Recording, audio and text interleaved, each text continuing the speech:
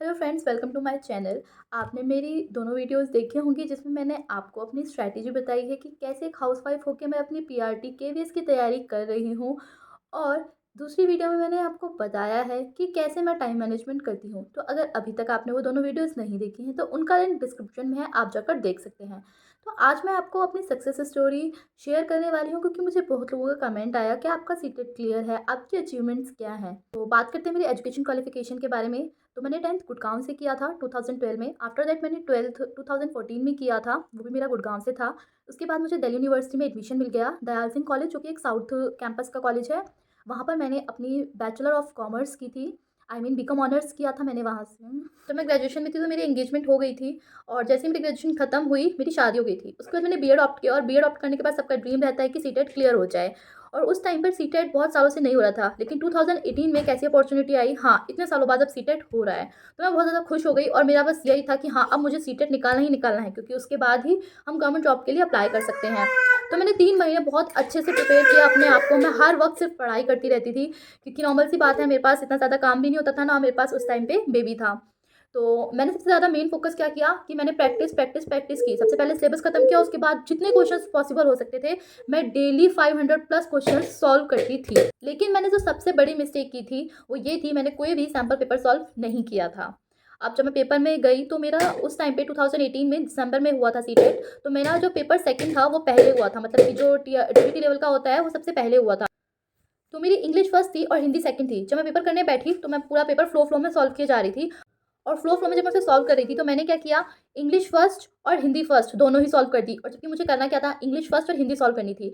जब मैंने आगे और पेजेस देखे तो मुझे लगा अरे दोबारा से हिंदी इंग्लिश है। फिर मुझे कन्फ्यूजन हुई तो मैंने टीचर से पूछा, तो उन्होंने बताया कि मुझे इंग्लिश फर्स्ट और हिंदी सेकंड करनी है। अब मैं बहुत ज़्यादा घबरा गई क्योंकि मेरे पास सिर्फ 20 मिनट्स बचे थे पेपर को सॉल्व करने के लिए और मुझे ओएमआर भी भरना था। तो मैंने बहुत हड़बड़ी में जैसे तैसे उस पेपर को सॉल्व किया।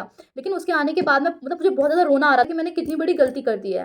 लेकिन फिर भी मैंने अपने इमोशंस को उस वक्त संभाला, क्योंकि मुझे पीआरटी का पेपर भी देना था। और जब मैं पीआरटी पेपर करने बैठी तो मैंने बहुत शांति से वो पेपर दिया। और जो मेरी मिस्टेक पेपर सेकंड में हुई थी वो मैंने पेपर फर्स्ट में नहीं होने दी। अब जब रिजल्ट का टाइम था तो इट वाज लाइक कि शायद मेरा क्लियर नहीं होगा, क्लियर नहीं होगा, क्लियर नहीं होगा। लेकिन जब रिजल्ट आया तो मेरे दोनों पेपर क्लियर थे और मैं बहुत ज़्यादा खुश थी। लेकिन हाँ, मेरा इतना अच्छा स्कोर नहीं रहा। मेरा जो पीआरटी में स्कोर रहा था मैं आपको बताती हूँ। 2018 में मेरा रहा था 102 पीआरटी में। और मेरा जो पेपर सेकंड था उसमें 88 स्कोर रहा था। तो मेरा ओबीसी है तो मेरे दोनों पेपर क्लियर थे। लेकिन फिर मैं सेटिस्फाइड नहीं थी, इसलिए 2019 में मैंने फिर से पेपर दिया। और उस टाइम पे मेरे पीआरटी में 103 एंड मेरे टीजीटी में थे 110। तो मैं बहुत ज़्यादा खुश थी कि हाँ चलो अब मेरे दोनों पेपर क्लियर हो गए। अब मैं बहुत ज़्यादा अपसेट होने लगी क्योंकि केवीएस की वैकेंसी नहीं आ रही थी। तो उसी बीच मैंने आर्मी का पेपर दिया और मेरा आर्मी का पेपर क्लियर हो गया। अब बारी थी इंटरव्यू की। तो इंटरव्यू का जो एक्सपीरियंस था मेरा बहुत ज़्यादा अच्छा रहा। मैंने 2 स्कूल में अप्लाई किया था। मैं वो इंटरव्यू की एक्सपीरियंस आपसे शेयर करूँ, अगर आप कहोगे कि आप अपना interview experience army public school में कैसा रहा शेयर करो, तो मैं उसके लिए भी एक अलग से वीडियो बना दूंगी। क्योंकि जब आप केवीएस में इंटरव्यू देने जाएंगे तो वो बहुत ज़्यादा हेल्पफुल रहेगा।